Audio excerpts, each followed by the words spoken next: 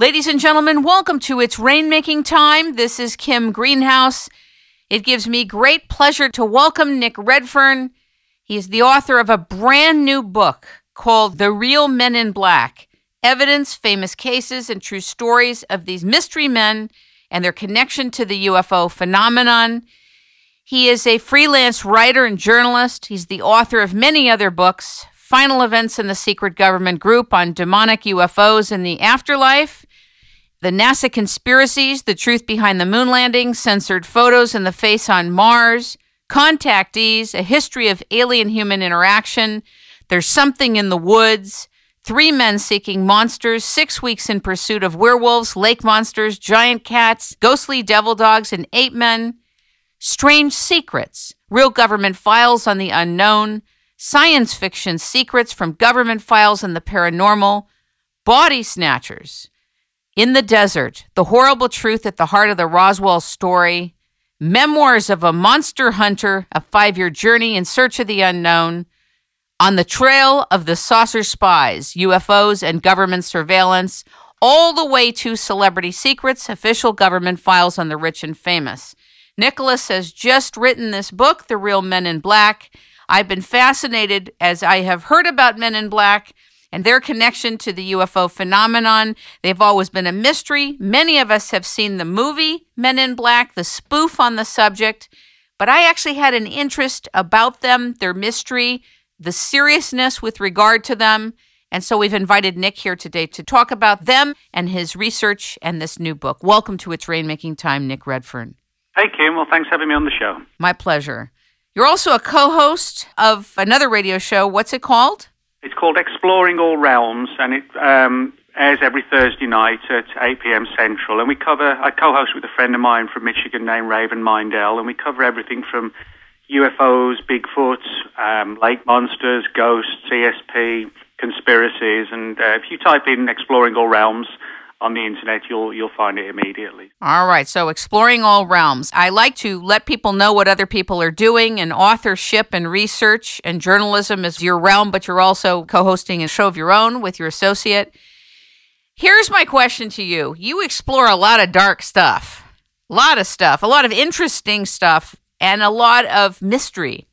Why Men in Black? Well, I think you sort of hit on the point in the beginning, Kim, when you said, you'd seen the Men in Black film, as most people have. And I think a lot of people, whether they're interested in the UFO phenomenon or not, their views on the Men in Black mystery are probably created and colored to a degree by watching the movie. Now, in the film, the characters portrayed by Will Smith and Tommy Lee Jones are essentially presented as the agents of a secret arm of the government whose task it is to hide the truth about UFOs and to threaten witnesses into silence and get them not to talk about their experiences, etc. Now, there certainly is an aspect of that to the Men in Black phenomenon, but many people have assumed that that's all there is to it. And when I was, often lecturing at conferences and, questions would come up in the Q&A after the lectures, very often people would ask about the Men in Black, are people really being silenced? And it was clear to me that many people were taking the assumption that, what Hollywood says was gospel, basically. But the truth of the matter is, I point out in the book, the Men in Black mystery is far stranger. And so I thought, well, why not get across to people the fact that, yes, the movie is based on facts, but it only tells us a minute part of the story, and actually get across to people once and for all, hopefully, the fact that the entire mystery is far wider, broader, and incredible in its nature, if you like. It seems very dark, very obtuse to try to get a hold of what this is. Yeah, I think, when you look into the stories, the natural first assumption is because they're called the Men in Black because, they're reported as dressing in black suits and sort of 1940s and 50s style fedora and Homburg type hats. And so the imagery it creates is kind of the way in which people like the FBI dressed in those days. They would wear the sort of the suits and the hats, like something straight out of the Rat Pack. That was sort of the way they appeared. But when you begin to dig into the stories and you listen to what the witnesses had to say about the Men in Black, their appearance, it gets into some very weird and ominous areas. I mean, many of the Men in Black, they don't sound like your average FBI or CIA agent, sort of fairly built, if you like, and athletic and, etc. They're described as being sort of very thin, emaciated, very often with almost like pasty paper white skin, thick sunglasses, which some witnesses have reported seem to be hiding bulging eyes behind them. And they seem to exude this sort of air of menace and dread and doom, which the person actually almost sort of soaks up. They can feel it emanating from these entities. And, of course, this has led to numerous theories, some of which I support, the idea that there are actually several categories of Men in Black. There are government people who certainly have silenced and warned witnesses not to talk about their UFO experiences, but then there are the weirder Men in Black as well that some people suggest could be aliens themselves, that look enough like us that they can move amongst us, in the darkness and the shadows with a little bit of camouflage, wear the sunglasses and pulled down hats and turned up collars on long trench coats, etc. Other people suggest things like time travelers or even paranormal or occult entities, enter the picture as well. So I think it's not a case of who are the Men in Black, it's who are the Men in Black in this category versus the Men in Black in that category and that category. And that's what makes it so problematic and difficult to sort of get to the heart of the mystery. I like that in some of the writing you talked about how some of the witnesses that have come forward who had kind of sketchy psychological profiles, if you will. They were into dark stuff, they were into Ouija, they were into dark things and preoccupied with darkness. Yes. So I thought that was really good of you to show that it wasn't just these entities appeared, but these people were tampering in this domain, this realm. Yeah, a lot of people don't realize this, that the Men in Black mystery essentially kicked off in the early 1950s with a UFO researcher named Albert Bender. And he lived in Connecticut, and he set up a UFO organization in 1952 called the International Flying Saucer Bureau. And Bender was an unusual character. He was deeply into UFOs, but he was deeply also into the world of the occult, both in fact and fiction, in the sense that he was a deep follower of the literary works of people like H.P. Lovecraft and Edgar Allan Poe. But he was also heavily into the occult in the real world. And on top of that, he lived in sort of a creaky, floorboarded attic in his stepfather's home. So, in other words, he was someone who lived sort of pretty much a solitary life in this period, dominated by the occult and UFOs, which isn't necessarily a healthy position to be in. You need time away and not to become obsessed and just overwhelmed by this sort of stuff. But Bender, his group, really went, I guess, far beyond the levels that he actually thought it would. He began to develop contacts all around the world, and chapters of the group would open in England and Australia and elsewhere. And it actually became a huge force, if you like, on the UFO research scene. And we know today, thanks to the Freedom of Information Act, that Bender attracted the attention of the FBI. They wanted to know, who is this man? What's he doing with this UFO research group? But Bender, as I said, was heavily dabbling into the occult. And it was at the height of his UFO research and his occult research that Bender said that he was visited by these three Men in Black. Now, the story that did the rounds and the rumors in the UFO research field in the early to mid-50s when this occurred was that Bender, because he quickly closed down his research group, the theory was that he'd been silenced by some agency of the government. And the initial story did sound like that. But when Bender himself went public in 1962, long after he got out the subject, he said that, no, these weren't government people. He said they were far stranger. He said they kind of just literally manifested in the attic. And they were, again, these sort of pale, pasty, almost anorexic-looking creatures is probably the best way to describe them, with glowing eyes, and that made them sound almost like a vampire-type entity. And he said he was basically shocked out of his wits and quit UFO research. So, a lot of people don't realize that the Men in Black mystery from its early days was far more sort of embroidered in the occult than it was in sort of X-Files type stories. But there are others that have a lot of credibility who have been witnesses to this phenomenon called Men in Black. Can you talk about them?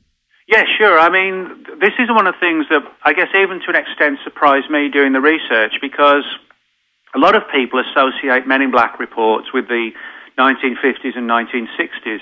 But the more I began to delve into the subject and getting witness reports, I often find that, when you write a book, people contact you with their own cases and experiences. And I found that the number of reports of Men in Black type accounts today and in the last 10 or 20 years really is no less than at its height in the 50s and 60s. What I found was the big difference was that because of the publicity given to the Hollywood movies, people were less willing to talk about encounters with the Men in Black. It's kind of like a Hollywood film comes out, and then 2-3 years down the line, you get visited by the Men in Black. Nobody's really going to believe you've been visited by these MIB characters.